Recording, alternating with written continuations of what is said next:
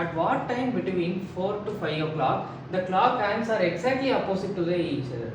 அதாவது 4க்கும் 5க்கும் உள்ள நேரத்தில் இந்த முள் இருக்குல்ல, இந்த ரெண்டு முள்ளும் எப்போ ஆப்போசிட்டாக இந்த மாதிரி ஃபேஸ் பண்ணோம் அப்படின்றது தான் நம்ம பார்க்க போகிறோம். இப்போ நம்ம டயக்ராம் போடும்போது இந்த டைம் ஃபுல்லாக இருக்குது, அப்போ நம்ம ஃபைண்ட் பண்ணோம். இதுக்கு நம்ம என்ன ஃபார்முலா யூஸ் பண்ணோம்னா, நம்ம பழைய வீடியோவில் போட்ட மாதிரி θ equal to 30h minus 11/2m.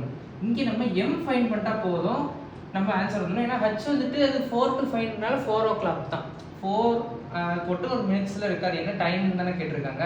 So இப்போ θ அப்படின்ற இடத்துல ஒன்று பாசிட்டிவ்ல இருக்கலாம், இல்லை நெகட்டிவ் 180 டிகிரி, அதாவது டோட்டல் ஆங்கிள் 360, அதில் பாதி 180. ஸோ நான் என்ன பண்ணுறேன், plus or minus 180 equal to 30 into hour என்ன 4, ஏன்னா 4 o'clockல இருக்குது, மைனஸ் 11/2m நம்ம ஃபைண்ட் பண்ணோம். ஸோ இங்கே வந்துட்டு 120 இருக்குது. So minus 120 plus or minus 180 equal to 11/2m. இங்கே நான் ரெண்டு வேல்யூ வரும்.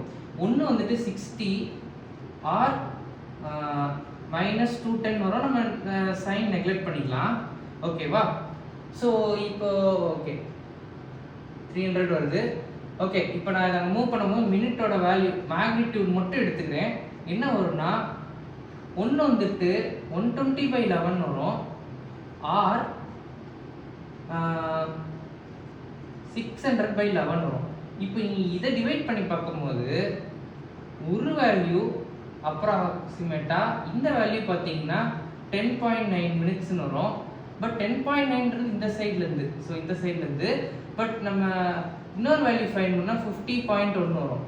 ஸோ நம்மளுக்கு டைம் என்ன அந்த நேரம்னா அப்ராக்சிமேட்டாக 450 கிட்ட தான் நம்மளுக்கு இந்த ஆங்கிளில் இந்த டைம் நம்ம கண்டுபிடிச்சோம்.